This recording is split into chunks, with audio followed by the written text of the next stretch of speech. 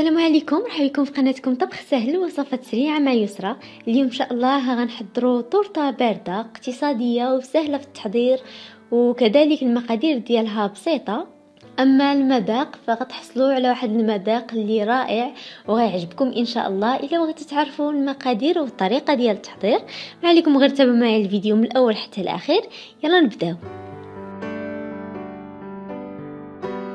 الطبقه الاولى اللي غنوضعوها في الاسفل غنحتاجوا ليها 16 قطعة من البسكوي أوريو مع 4 معالق كبيرة من الحليب المحلى المركز. أما المول اللي غنستعملوه فهو المول اللي كيتفتح من الجنب في القطر ديالو 22.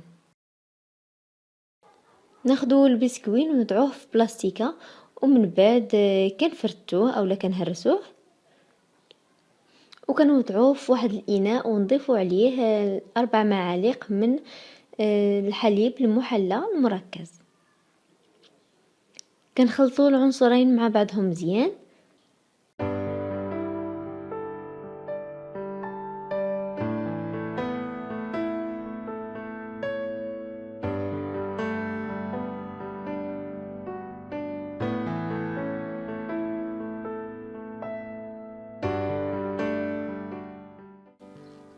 ومن بعد نوضعهم في القالب وكنسرحوه بهذا الشكل.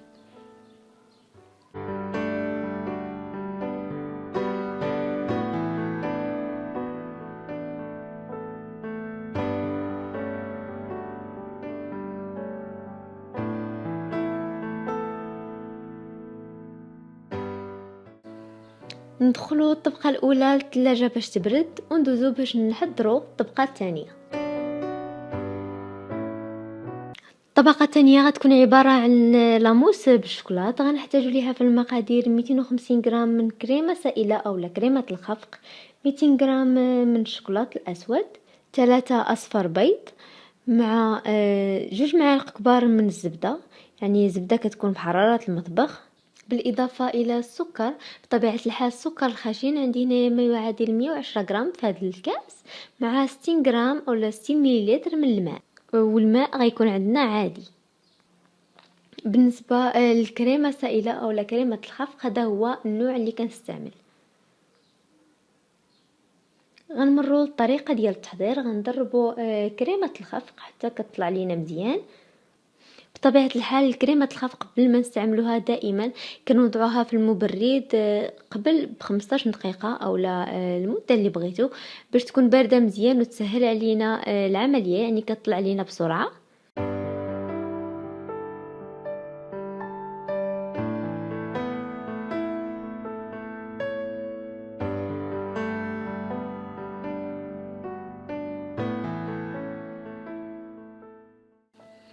هي دي غنوضعها انا على جنب.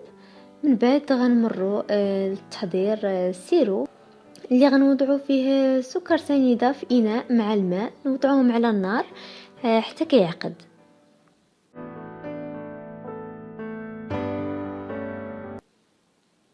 اصفر البيض غنضربوه. بطبيعه الحال الا كان عندكم حبات ديال البيض صغار فغتستعملوا 3. انا كانوا عندي هنا بيض كبير، استعملت فقط 2 ديال الحبات، يعني خديت منهم الاصفر ديالهم. سيرو زولته من النار. كنحصلوا على واحد سيرو اللي شويه عاقد، يعني كيتقل شويه،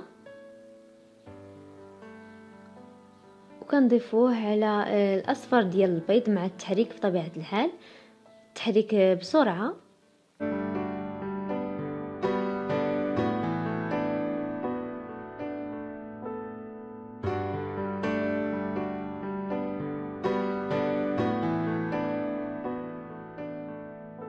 ودابا غنضيف عليهم الشوكولات اللي سبق لي وذوبتها في حمام مريم مع الزبده.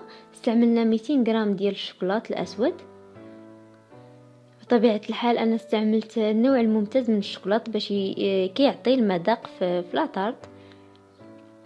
كنضيفوها وفي نفس الوقت كنحركو حتى كنحصلوا على واحد الخليط اللي متجانس وفي نفس الوقت كيلمع.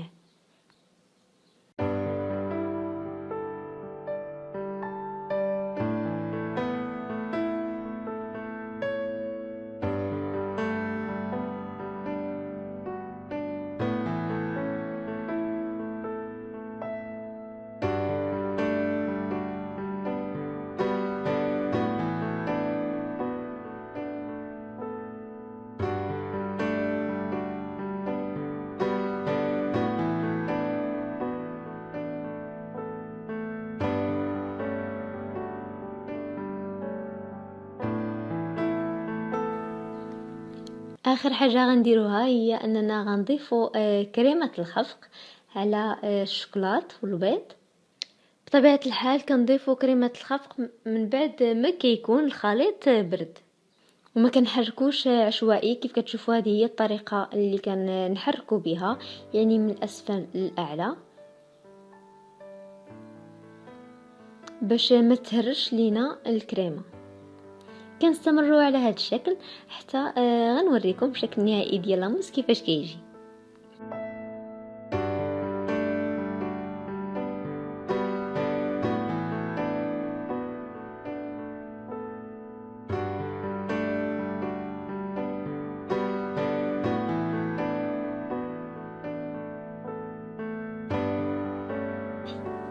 من بعد ما ضفت الكريمه كلها، ها هو دا كيفاش حصلت عليها. يعني ما كيبقاش يبان اللون الابيض ديال الكريمه او لا اللون ديال الشوكولات.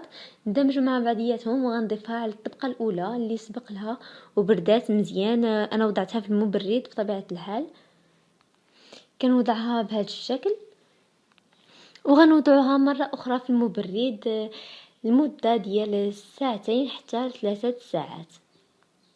يعني ضروري ما تبرد لينا لاموس مزيان وكتشد في راسها باش ملي نحيدو المول ما تنزلناش.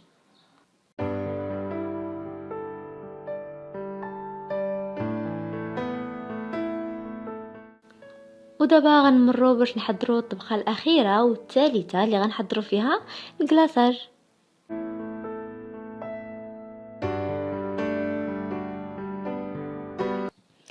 غنحتاجوا ليه 4 معالق كبيره من بودره الكاكاو المر، 125 غرام او 125 ملل من الماء عادي، 125 غرام من السكر سنيده او لا السكر الخشن، 100 غرام من الشوكولاته الاسود، وورقتين من الجيلاتين اللي وضعتهم في الماء عادي. ناخذ اناء نوضعه فوق النار، كنوضعوا فيه الماء والسكر. ملي كيذوب الحبيبات ديال السكر وكيغلي لينا السيرو، كنوضعوا الشوكولات ونضيفوا عليه بودره الكاكاو المر.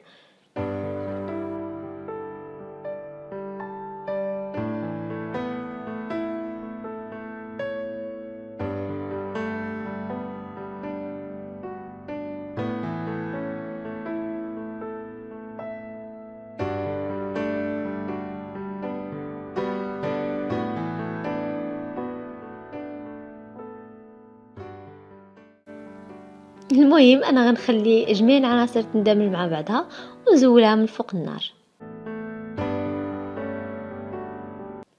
دابا غنضيف على الخليط ورقتين من الجيلاتين مع التحريك.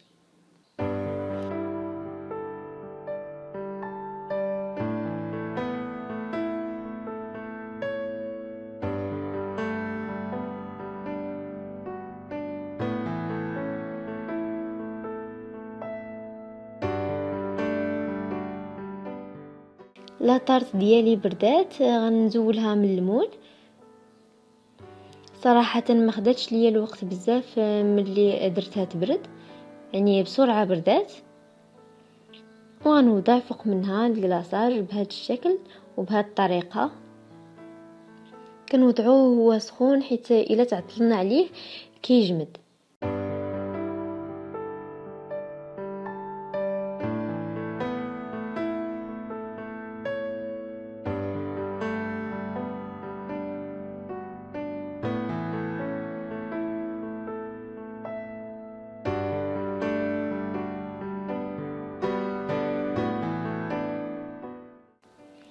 كيف شفتوا معايا كنحصلوا على كلاصاج لامع ورائع.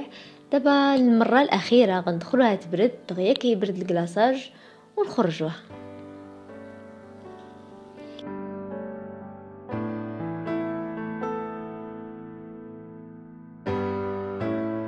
اللاطار ديالي هي هذه. من بعد ما زينتها، طريقه الزين كتبقى اختياريه لكل واحد.